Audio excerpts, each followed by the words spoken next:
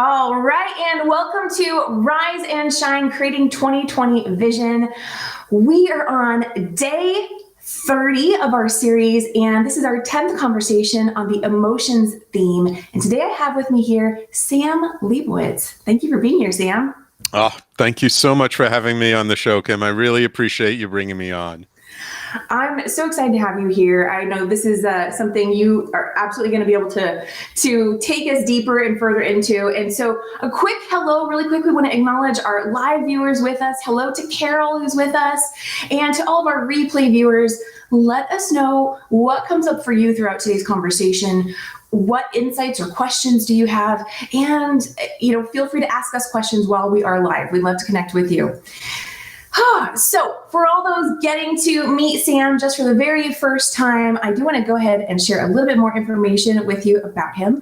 Sam Liebowitz is the conscious consultant. He works to empower, inspire, and uplift those he works with to uncover, activate, and harness their superpowers. And you can find out more by going to theconsciousconsultant.com. And I'll go ahead and put that down in the chat as well. And hello to Sherry. I see Sherry is with us as well. Sam, will you tell us just a little bit more about who you are and what you do? Well, that's a big question. So, because I'm one of those people who does a lot of things, I guess I just get bored easy. But essentially, been a business guy for a long time. I've been an entrepreneur since '93. And then I like to say the universe will have its way with you, whether you want it to or not. And around about 2005, 2006, 2007, somewhere around there, the universe kind of nudged me back onto my spiritual path, I like to say.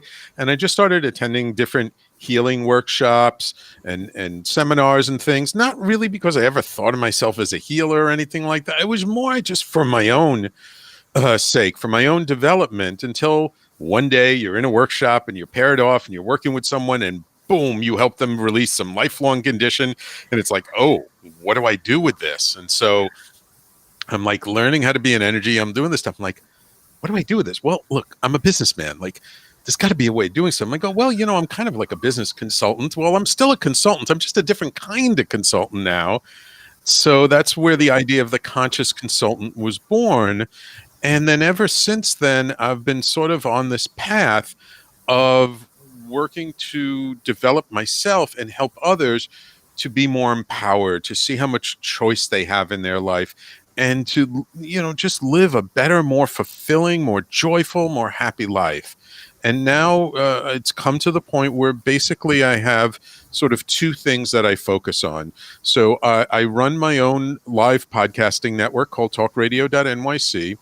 And I am the co-founder and co-owner of Double Diamond Wellness, which is a small boutique wellness center that we run here in Manhattan with my wife, who's a therapist.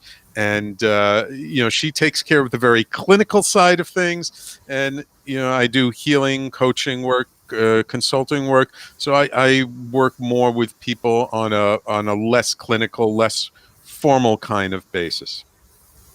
I love that. I love knowing that you have a business background, and then you found your way deeper into metaphysics and healing and all of that. Now, I know that you've had your own show for a lot of years, and I know that you do that, that energy healing side of what you do. And I'm wondering, do the clients that come to you, are they aware that you have this depth of business expertise as a background? Not always, not usually. It really, it depends, because people come to me different ways. I do a lot of business networking, and I also connect with people through this local spiritual community, and people find me just from my website.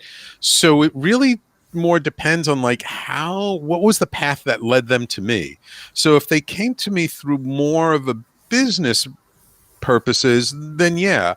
I've had several coaching clients who've come to me because they were having challenges in their career, in their business. They felt stuck. They were frustrated. So they were coming to me primarily sort of for business coaching and mentoring. Okay. But what happens inevitably when you start working with someone, I show them how the challenges they're having in their business and career and financial life are the same challenges they're having in other aspects of their lives, because we are who we are.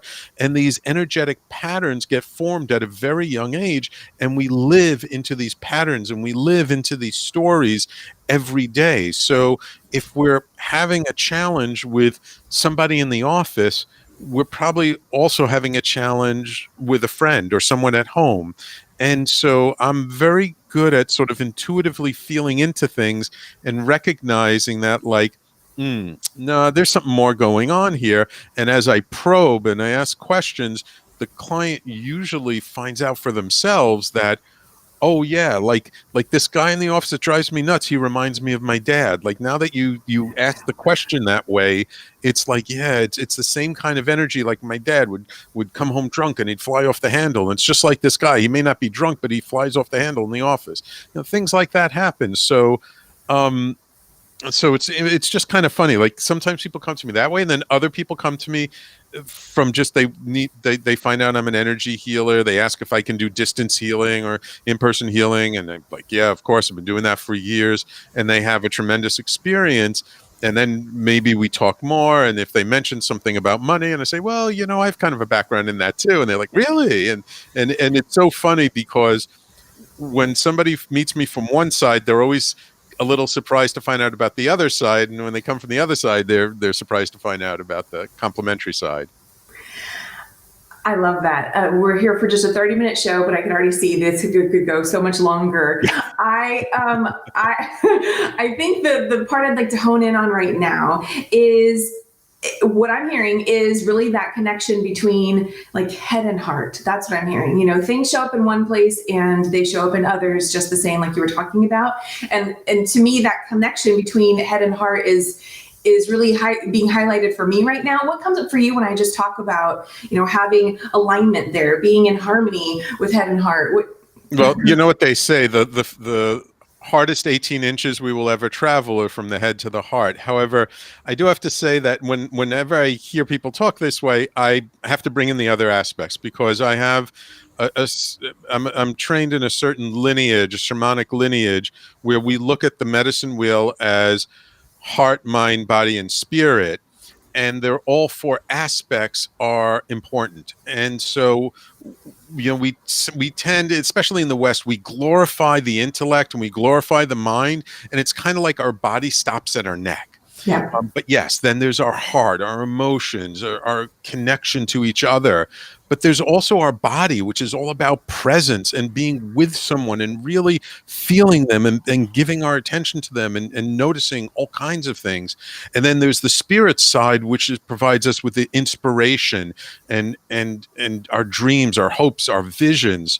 So I kind of, and this is also the way I work with people, is I look for, are they a little bit out of balance, or are they not recognizing some other aspect? And so that's, heart, mind, body, and spirit. It's also earth, air, fire, and water, and it's the archetypes and it's the elements, and we have aspects of all of them. We have a tendency to lean into one more than another. But yes, as Sherry on the Facebook Live says, they're all important. And it's not that any one is better than any other. It's just they're appropriate at different times. Because if we're having to write a business plan, or we're having to come up with a budget, yeah, you want to use your mind. But if you're connecting with people, you want to be in your heart space. And if there's something going on that you really need to be present for, you really want to be in your body. Or if you're trying to come up with your vision for next year and your goals, yeah, that's when you want to tap into spirit. So they're all appropriate for different times. It just depends on what we're engaged in the moment. I love that. So if we look at just the emotions piece of that, what do you notice about, what may be easy or maybe challenging for people to be present with their emotions, to feel their emotions? What comes up for you when you work with people and you notice, oh, there's something going on with their heart or their emotions? Well, In this society, there's so much trauma, which could be a big T or could be a little t, Mhm. that happens to us in our life that it begins to feel unsafe to live from our heart space, to be in our heart. And actually, I find that probably 80 to 90% of my work and working with people is helping them to feel more comfortable in their heart space, to feel safe enough to operate from there when appropriate. And there's an old saying that I really love that says the mind should be the heart's soldier.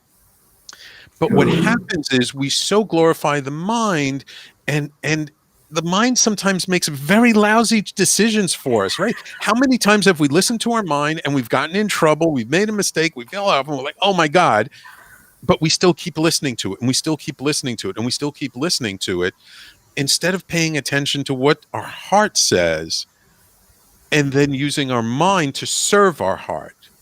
It's a different way of looking at things. It's not saying that, like, okay, we just got to be in our hearts and we're all emotion and I'm emotional all the time and I'm crying and I'm laughing, and that's also too extreme.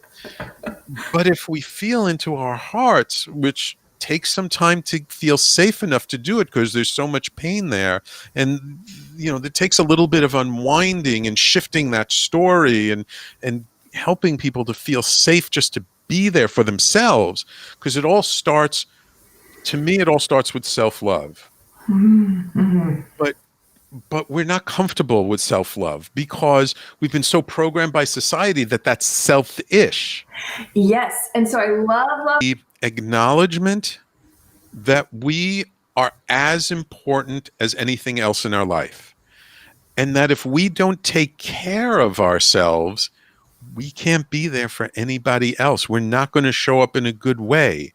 They say you can't really give from a cup that's only half full, because then you're giving from your lack. You're only going to get worn out. You're not really going to be able to give the other person what they truly need, so it doesn't serve anybody. You can only give from a cup that's overflowing. So how do we get our cup to overflow? It's by truly practicing self-care. And it's so funny because I've been talking about self-care for probably about 5, 6 years now, when it kind of came into my consciousness and awareness from doing my own work. But in the last like 3 or 4 years, I find it so much more out there in the world, in the general conversation. So to me, self-care is so important because it's the physical act of saying, I love myself. And because I love myself, I'm going to take care of myself. Now, depending on the situation and what's going on, that could mean I got to take a day off from work because, I just need a mental day. I need a break. Thank you, Carol, for acknowledging it. Yes, self-care is important for all of us.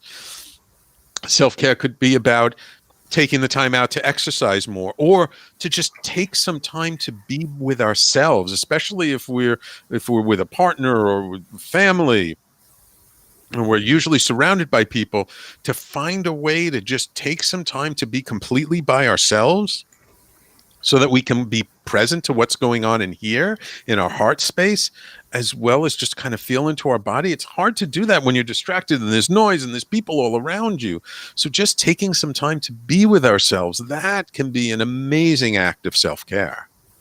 Well, and what I notice is that it really requires us to make sure that we're valuing this, not over this. That doesn't mean devaluing this. It makes sure Right. that we're valuing this just as much. And then we can have more of that connection to going, oh, wait a second. Yeah, what are my emotions telling me? And what might that mean for this? How can this then, like you said, be the servant to the heart? So Right. that's what I hear. In order for a person to be able to step into that space of, okay, now I am going to choose to start loving myself. That's not going to come from this place. It might be the flip of the switch in the mindset of it. But then, like you said, tapping into this and what's going on there. Right. And sometimes it may not make sense to us to remove ourselves from a situation or not show up for something. Intellectually, it's like, no, but like I'm supposed to do this. But in our heart, it feels right. And that's the key. It's paying attention to what truly feels right to us. Now, sometimes we don't always know in the moment what feels right. And this Right. was a big lesson I got about 8 years ago. I had a reading in the system called Human Design, and it's a really fascinating system. It's sort of like a combination of I Ching and astrology with, I don't know, all kinds of stuff mixed in. But the person who gave me the reading, this guy Steven, he's wonderful. He said, like, one of the most important things that I can do, because I don't know in the moment, according to my human design, how I feel about something, is, oh, I need to sleep on it, or, oh, I'm busy right now, I need some time. And so ever since he said that to me, I use that when I feel like I'm not sure about something. I'm not sure. Let me get back to you. Let me sleep on it. Give me a minute. I need a moment. And so sometimes we're not even really sure how we feel about something. And that's where self-care comes in, where we Mhm. take the space to find out how do we feel. And then maybe tomorrow we come up and like, oh, I'm still not sure. Okay. Oh, and then maybe we need to talk with somebody and connect with somebody else. And through the conversation and having them ask us questions and us responding to the questions, it gives us a little more clarity. And then we know how we really feel about something. So it's not always immediate. I love that. Waiting to make a decision until you know how you actually feel about it first. That is awesome. And Carol is just affirming again, self care is important for us to understand what is showing up for our emotions. Yes, yes, yes.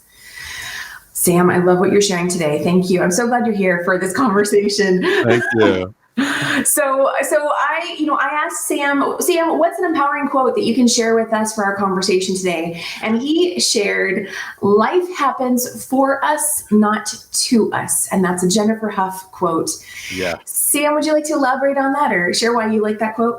Oh, I love that quote. It was, I've known I know Jennifer through this organization I'm a member of called the Evolutionary Business Council, and I met her a couple of years ago. There was a weekend training down with her, and it was one of the first things she said at the beginning of the weekend, and it just so resonated with me. I like felt it in my body, like I knew it was true, but I'd never really put the words together that way, and it just totally makes sense to me because one of our biggest challenges is we sometimes have this feeling that life's against us, that, Yeah. oh, it's testing us. Oh, life is, the universe is out to get me or something.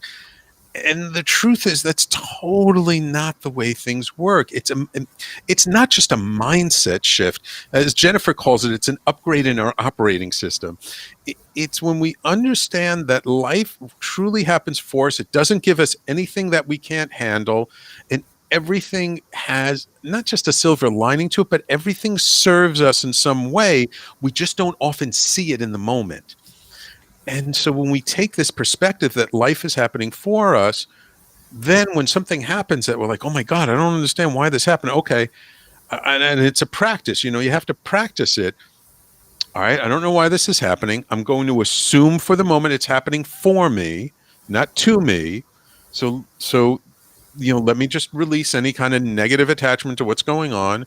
And then it's, okay, can I see? And just taking that little step back makes getting through whatever the experience is a little bit better. And there's a book that a friend of mine put together. He edited. It's a bunch of stories from different people many, many years ago called "Thank God I ... And Okay. it's a wonderful collection of stories of people who had these almost horrific things happen to them that ended up being the biggest blessings in their life. Thank Oh, God I ... okay. got cancer. Thank God I ... got mugged. Thank God I ... got in a car accident. Whatever it was. And, you know, in the moment, was it like the biggest blessing? No, not necessarily. But when we take a step back and we wait a year, 2 years, 5 years, 10 years, suddenly we see, oh my God, like I would not be where I am today had it not been for that thing that happened 10 years Right. ago. And this is one of the things I try and work with people with, is showing them how, like, in the moment, we don't have the perspective to really say whether the situation is a good thing or a bad thing. So let's just not judge it for the moment. Let's just put it off for a day, and wait and see. And then if we're not clear the next day, you know what you do? What? Wait one more day. Yeah. Okay. Because if we just say, oh, I'm not going to judge it at all, I'm not going to make it right or wrong at all, that's like too big a thing. But if we just keep putting it off for a day at a time, anybody can do that. And we just keep repeating until we do feel like we have a better perspective. And in our heart, we know, oh, okay, now I know why that happened. Thank you for sharing that book, because I that's definitely a philosophy I adopt, that everything happens for a reason or serves a purpose. Thank you for typing that in the chat, Carol. The book is titled Thank God I Am. No, thank God I ... Okay, Thank God I. So that's definitely a book I want to check out. And Sherry was totally just feeling you. She said, yes, Sam, agreed, 100. Awesome. Well, Sam, you are also the author of a book, and I'm going to go ahead and put that up on screen here. Everyday Awakening, You Are More Powerful Than You Know. And I know that this book also, has tons of wisdom in it for us, but would you like to share some of what you wrote from this book? I know you... Oh, thank you. Yeah, it's a real pleasure. It launches on November 17th, and I'm feeling really, really good about it. I've been getting such positive feedback about it. And chapter 4 is really all about emotions and relationships. Here's a good one. Our relationship to the relationship is more important than we know. And this is one that people often mistake. Don't when it comes to relationships, because emotions is really all about relationships to other people. I'll read just a bit of this real quick, because it's not too long. Relationships are tricky things. We often find ourselves in relationships that aren't working. Sometimes we have no idea why. Is it all about the other person? Is it all about ourselves? Is it about both of us? Or is it about something else? Perhaps there's a different perspective we can take, a different way of looking at relationships that can help us to be better. What about our relationship to the relationship? We often forget that when two people come together, something more is created, the relationship. What is our relationship to the actual relationship? Are we being in service to the other person or to the relationship? Are we paying attention to just the other person, or do we pay attention to the relationship itself? How do we feel about the relationship?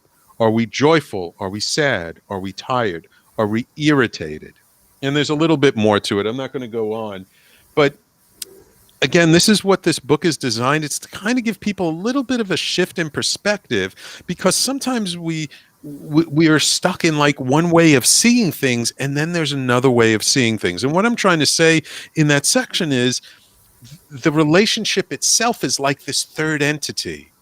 So there's you, me, and then there's this third entity.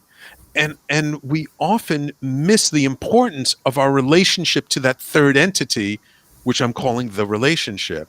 And when we recognize that's at play, suddenly things are a little bit different. Suddenly we can say, oh, I'm making it all about the other person, or I'm making it all about me, or we're both making it about each other and we're not making it about the relationship. That sounds like a great way to be able to sort of disengage just a little bit if you're kind of all caught up in whatever's going on, and step back and gain a new perspective of whatever's happening in the relationship. Absolutely. And it's, one of the things with this book that I really like, after I worked with a professional editor to put it all together. It's a combination of 126 of my best blog posts over the last 5+ years. And it's, I had a few hundred blog posts. But it's the kind of book you just like randomly flip open to a page. It's my book. I got to get your book, Sam. And then you have like this little section that's like a 1 page long, maybe 2 pages long. And that gives you like something to think about, a different way to think about maybe what's going on in your life or a certain challenge that you're working with. So it's like little bite-sized pieces of perspective shifts and advice. And I find that in today's world, we all could use a little more support on all kinds of things. And it's kind of when you take that little random act that's almost never random, that it can really serve you in ways you haven't thought of. Awesome. So your book is Everyday Awakening, and when does it launch? It launches on November 17th, Okay. 2020. It's just less than a couple of weeks away. And I have a whole bunch of special gifts. If you go to my website, theconsciousconsultant.com, and on the top menu, it says Sam's book.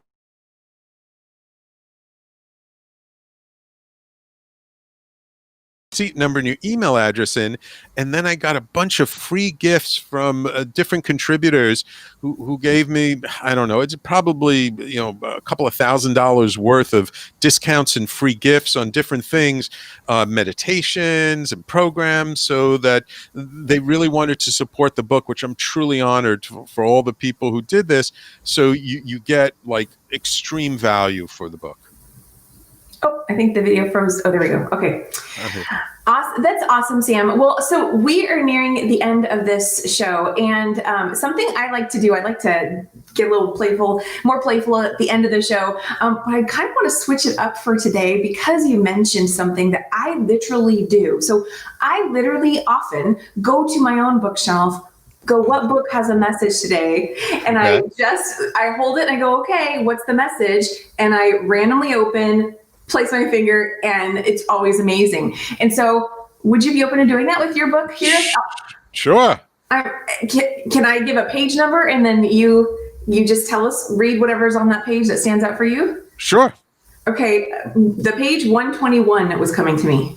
121. That sounds like a good page number. And it's actually right on the beginning of the thing. It says, the greatest dance we do is the dance between head and heart. That's a mic drop. Okay. That's awesome. Should I go on, or just the title's enough? Well, that's pretty phenomenal, I think. If you'd like to read more, you're more than welcome to. It's up to you. It's okay. I think it says it all. Yeah, it says it all. Oh, my goodness. Sam, thank you so much for being here today. Will you just remind everyone again where they can go to connect with you? I know we've got theconsciousconsultant.com, but you also have your radio station, and where can people go to listen to you? Right. So actually, right after this, I'm doing my own show. I do my own show weekly, 12 noon Eastern time, 9 a.m. Pacific time at talkradio.nyc. That's the whole website, talkradio.nyc. I got the NYC domain name when they first came out with them. I'm so glad I got that. And my show is called The Conscious Consultant Hour, every Thursday, noon to 1 p.m. So you go there. There are a bunch of other shows on the network as well, business-related shows, personal development shows. We even got a show about the history of New York neighborhoods. It's a really fun show. I love it. Oh, wow. So please check it out. And, if people are interested, want to learn how to do their own podcast, their own show, that's what I do. I'm an enabler. I help people. I take care of like all the technical stuff for them so that they can do their genius. And my personal website is theconsciousconsultant.com. And then again, if you want more information about the book, just click on Sam's book and it'll take you to that. And if you want to just go straight to the Kindle version of my book on Amazon, it will be available both paperback and Kindle. Everydayawakeningbook.com will take you straight to the listing. Awesome. Sam, it was wonderful having you here today, and it really adding to our conversation on emotions and how to move forward. And I love that you added in that you're a business consultant who then delved into this other area of healing and all of that, and how you're able to serve people in multiple ways. So thank you so much for sharing. Oh, my pleasure. Thank you so much for having me on the show, Kim. Truly a pleasure and honor. And it's, I think it's quite serendipitous that this ends up being your last show about emotion. So I hope it was a good way to finish up that section of your show. I think it was fantastic. And to everyone that's with us today, whether you're live or on the replay, please let us know what you're taking away. What showed up for you during today's conversation? Love to hear your feedback. This is our last emotions conversation. Monday, we're going to be moving into our theme on action, taking that action, applying that vision, that mindset, feeling, intuiting into your emotions. And then what's the guidance? What's the action piece to put things into action and start to see more of those results manifested. We're going to be talking all about that for another 10 conversations here on Rise and Shine, creating 2020 vision. I look forward to seeing you there. Have an amazing day, everybody. Stay right there, Sam. I'll see you all again very, very soon. Bye. Bye. Take care, everyone. Thank you.